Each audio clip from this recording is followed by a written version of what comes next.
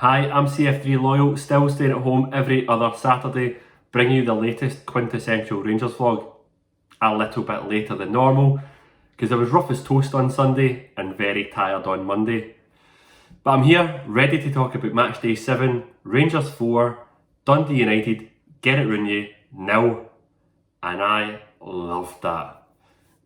For me, it was our best performance of the season. All 4 goals were of high quality, to the fact that I actually don't know which one of them was my favourite. Let me know which of the 4 goals you liked the most. My only criticism is it could and should have been more. It's something Steven Gerrard was asked about post-match, and he said, rightly, that you can't be too disappointed when you score 4 goals against a team like Dundee United, but it is a criticism he has labelled against his players in the past couple of games. I think we had a couple of notable opportunities though where we could have scored more goals. The ones that stick out for me was Kemar Roofe had a clear shot at the goalkeeper who made a good save. Ryan Kent had what was arguably an open goal, albeit I think the pass back from Alfredo Morelos was maybe too far behind him, maybe too hard, but I would expect Ryan Kent to do better in that case.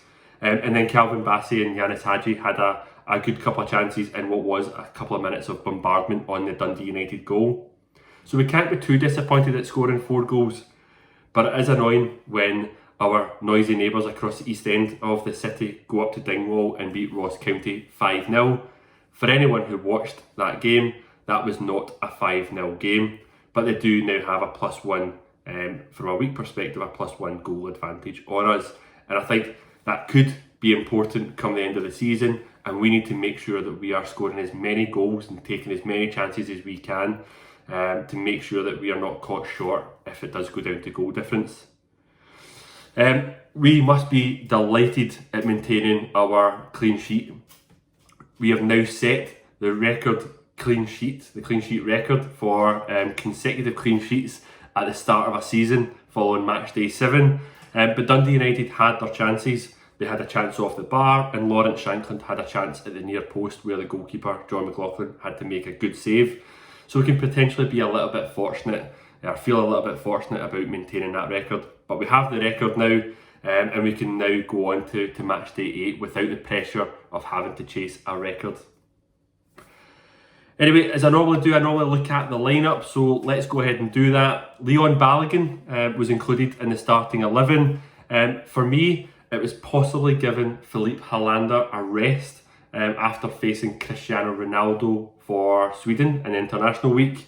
It could also have been a view to giving him some game time ahead of Lincoln Red Imps, potentially Steven Gerrard thinking about resting Connor Goldson for that match.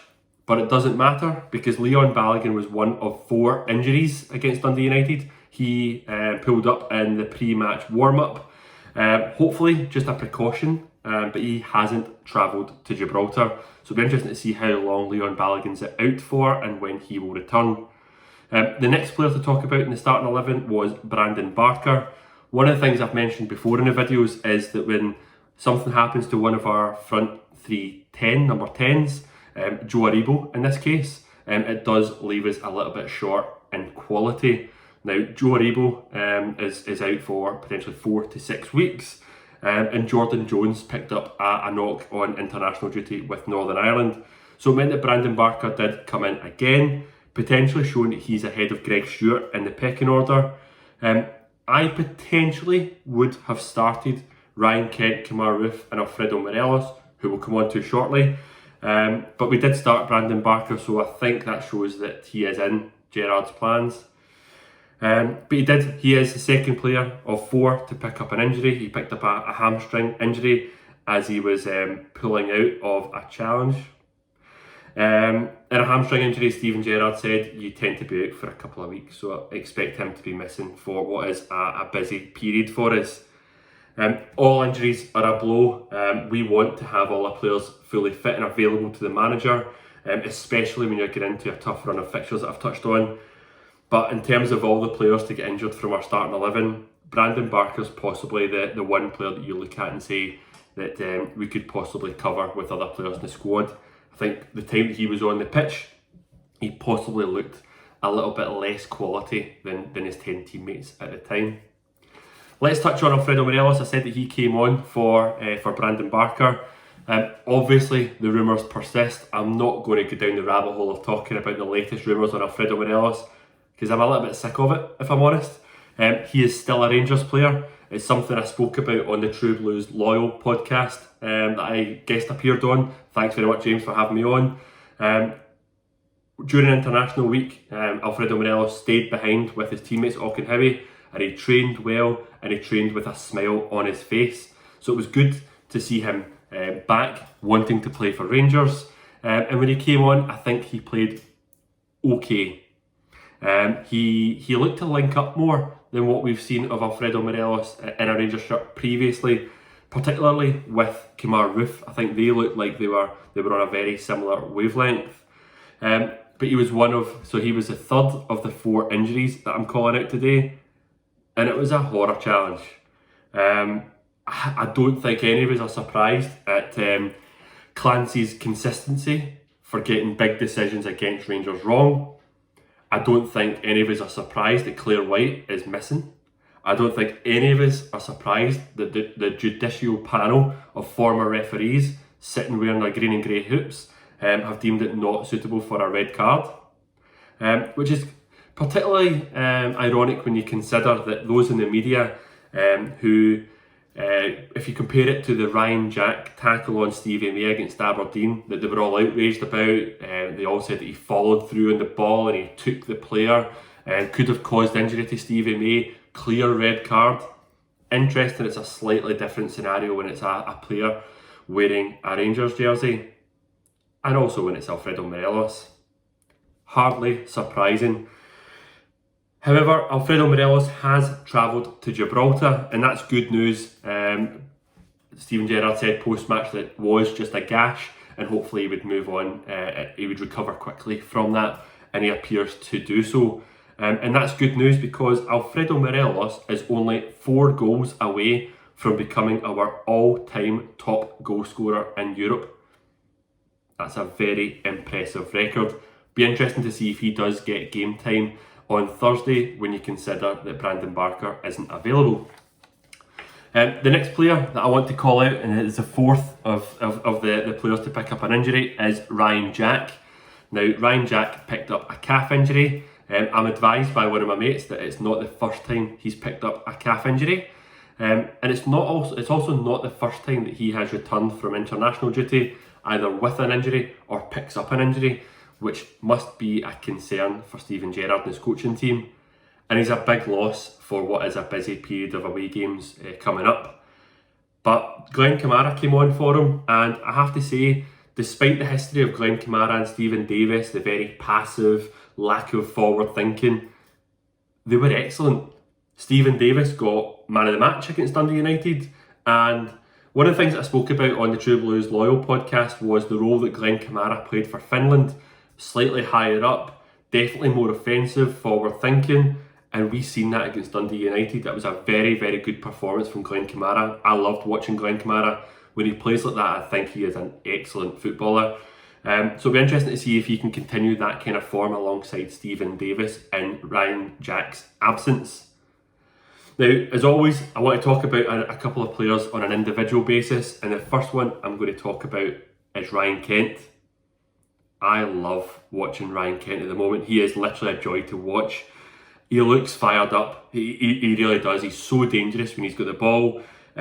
His goal is real quality. I said earlier on, I'm not sure which of the goals was my favourite. It was between 2, possibly. It was either the Ryan Kent goal, where he linked up really well with Yanis Hadji, very pleasing to see, but it was the way he moved. He turned the defender inside out, and then he took the chance brilliantly. I loved that, but I also loved his secondary assist for the Scott Arfield goal, where he's in the middle of the park and he looks up and he plays the ball through for Hadji, who runs through in the touchline and then pulls it back to Arfield. I think Ryan Kent is relishing being the star man for Rangers right now, and he's looking every bit much the £20 million player that we have in the squad. Other players to call out, again, one of the things I spoke about in the True Blues Loyal podcast was the importance of our fullbacks in the final third. And we've seen it again with the Borna Barisic assist for James Tavernier's goal. When I love watching the goal back, because actually when Bonner puts the ball into the box, he's already got his hands up because he knows how good that ball is into the box, and he knows that a player should be following that through. Either that or he's calling for the handball. One of the two. I'm going to go with the first one because I love his confidence. But when you look at the stats of our fullbacks, Tav and Bonner have played all 7 games. Tav in particular played 7, scored 2 goals and assisted 3. Bonner played 7, 1 goal and assisted 4. Both of them involved in 5 goals out of 7 is a very impressive record. And as I said, shows the importance of our fullbacks. Let's look ahead to Thursday's game against Lincoln Red Imps. It's a 4 o'clock kickoff, and as I mentioned already, a number of players have travelled to Gibraltar. They also include Jermaine Defoe and Alan McGregor, who have travelled with the squad. And in my opinion, I don't expect a full strength starting 11 against Lincoln Red Imps. It's a team that we should really be beating with a few goals, especially when you consider the performance we had against St Joseph's and winning 10-0 on aggregate against them. But we can't take too many chances, as we do want to qualify for the Europa League and we do want to go into the tough tie against Villantway. But there's a couple of players that stand out for me. I'm going to touch on Kamar Roof first of all. I think of all the players that played against Dundee United, Kamar Roof still looks like he needs minutes on the park. So for that reason, I think we'll see Kamar Roof start, but might see the likes of Morelos, Defoe, as I mentioned, or even Cedric Etienne come on at some point for all of them to get much needed minutes. But there's a couple of players around the squad right now that I want to touch on. The first is Scott Arfield. I've been a little bit critical of Scott Arfield in my previous videos. I think he has looked off it so far this season. That was a brilliant performance when he came on against Dundee United. He had a great chance to score earlier, and then he got his goal, and it was a very well taken goal. For me, Scott Arfield played his way into the squad, and actually if you think that Barker is missing, one option is playing Hadji in the right and Arfield in the middle. Another option, if we want to be a wee bit more forward thinking, I don't think Gerrard will in Europe, is play Arfield alongside Davis or Kamara in that kind of holding role and having him as a box to box midfielder. So it'll be interesting to see if Arfield starts. I think he might. But another player that could be in contention, and it'll be interesting to see if he's still in Steven Gerrard's plans, is Greg Stewart. I think at the very minimal, Greg Stewart will be on the bench. But it'll be interesting to see if potentially when I'm talking about Barker stepping out, whether it's a straight like-for-like replacement with Greg Stewart coming in. But I mentioned already about potentially Gerrard thinking about resting Goldson. It's something he spoke about a couple of weeks ago. Potentially he could have been thinking about playing Balogun and Hollander. We can't forget that we do have Big George Edmondson, the fridge, available to us, who was on the bench when Balogun pulled up. Could we see Edmondson start the game? For me, he's certainly good enough to play against Lincoln Red Imps. Be interesting to see if we do go ahead and make those changes. But there is an opportunity to rest some players. For me, there's a couple of key players. I mentioned the importance of the fullbacks. Another player that we need to protect is Stephen Davis in his ageing years. Those are the 3 players I think we might rest, but all 3 of them are very key to our performances at the moment and the way that we are playing football. So for me, those 3 might start, but I wouldn't expect them to be. I wouldn't be surprised if they are subbed during the game if we have a considerable lead built up, especially when you consider that we do have options available to us. You know, Nathan Patterson, Calvin Bassey, and already mentioned Kamara Arfield being available in that role as well. So going into Lincoln Red Imps, for me, progressing into the next round is the most important. Goal difference might be important domestically. Don't care about goal difference when it comes to Europa League. Progression is the most important thing. Returning with no injuries is also very important, especially when you consider that we just picked up 4 injuries against Dundee United. The last thing to talk about tonight is some transfer news. Now, it's very quiet. There's not a lot of rumours. I've spoken before about the club not giving much away. That's something that as supporters we admire. It's what we want to see, although we like to have a bit of goss to talk about. From an exit perspective, a lot of players on that list to leave. but not a lot of rumours. There's one, and it's Jordan Jones to join Mark Warburton at QPR. Jordan Jones doesn't seem to be in Steven Gerrard's plans. For me, he's a better option than Brandon Barker, but it's up to Steven Gerrard. If we are going to lose Jordan Jones, I think we should and could be commanding a fee of upwards of £1 million, which could go towards our transfer budget to strengthen elsewhere. But it'll be interesting to see if anything happens with Jones. Hopefully he does get a move for himself if he's not going to feature in Gerrard's plans. And then we'll talk about transfers in. There's been one major rumour over the past week, and that is the Preston North End and Jamaican internationalist Daniel Johnson. We've all been screaming out for a box-to-box midfielder, but as I just spoke about, when Aribo's injured, we're having to play Brandon Barker, and it's no surprise to me, it's surprising to a few people on social media that we're looking at Daniel Johnson, who's a number 10. When you talk about that strength and depth and the lack of it, for me, he would add real competition to the likes of Aribo when fit and cover in occasions where he's not fit. I don't know much about Daniel Johnson, but I've obviously done the usual of watching him on YouTube, as I'm sure we all have, and I've spoken to a few mates south of the border who have seen him against their clubs like Aston Villa a couple of years ago, and they all say the same. They all say that he is a very hard-working player who tends to be in and around the box, and I think that's reflected in his goal scoring rate. He's got very good goals and an assist ratio, particularly from the penalty spot, which has been a weakness for us in recent years under Steven Gerrard. And he scored tonight against Derby in a high pressure moment. I think it was injury time to get the to get the progression to the next round of the cup. But Preston North End want £4 million for a player who's out of contract in 12 months. The way that Ross Wilson does business, I can't see us doing that. We will only do business with Preston if they reduce that fee. The fact that they want £4 million, the fact that they released a press statement about interest in their players suggests that they want that kind of figure. I would imagine they're trying to bump the value and the price up of their asset. Preston fans all say he is their best player, so he is a top asset for them.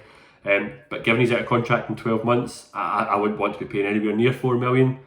And I'll come on to the Bosman in a second, because another transfer story has reappeared, and I have no idea where it's came from or whether there's any truth in it. But Bungani Zungu's name has reappeared again. Apparently, Steven Gerrard has remained in dialogue with him. The player himself has made no secret of his desire to leave Amiens, wanting a new challenge, but the club want €4 million for him. And he's another player with 12 months left of his contract. There's no way we're going to pay £4 million for a player out of contract in 12 months. One of the rumours that I've heard is that Amiens want him to sign a new contract so that they protect their asset from a financial perspective, and they'd be prepared to loan him to Rangers for 12 months. Short term win for Rangers, but longer term it might be better to wait the 12 months and sign him on the pre-contract in January. And then there's that pre-contract then makes me want to go back to a previous rumour, which is John Lundstrom at Sheffield United. He started their game against Wolves. In fact, he nearly scored, but he's the third player that we've been linked with in this window who's out of contract in 12 months. You know, we all know the need to strengthen this window, but we also need to recognise that there's value to be had at certain times and not paying over the odds for certain players. For me, if we could look elsewhere and bring in players of a real quality to compete with the squad, potentially on loan as a short-term option for 12 months, and sign 3 players of this quality in January on pre-contracts and they arrive in the summer next year on Bosman's, that would be very, very good business for the football club. So, one, to watch this space. I've been very surprised at the lack of transfer activity. I still think it's to do with Alfredo Morelos being here. Who knows what's going to happen with Alfredo, but hopefully as we go into a busy period and less than a month to go of the transfer window, we'll start to see some movement. Anyway, thanks for watching. As always, let me know your thoughts on tonight's vlog. Thanks for watching. I am CF3 Loyal. Stay safe, stay staunch.